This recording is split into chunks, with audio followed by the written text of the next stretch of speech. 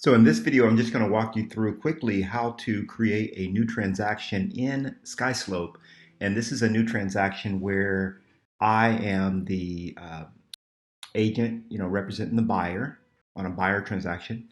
So what you're going to do is you're going to log into Skyslope, and then you're going to click Create Transaction. Once you get here, you're going to see that Smart Search that comes up. And for example, this one, we're going to go to 122 Pin Oak. You'll see that the options start to come up. You're going to pick the one that is the actual property. This is it right here. And then in this example, that's the one. And then you're going to fill out all this information: sale price, the source, etc.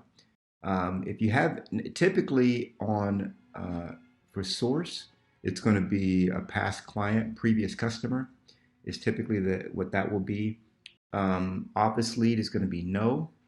And then you'll put in the closing date, the acceptance date, and all the other information that's required. Hit next.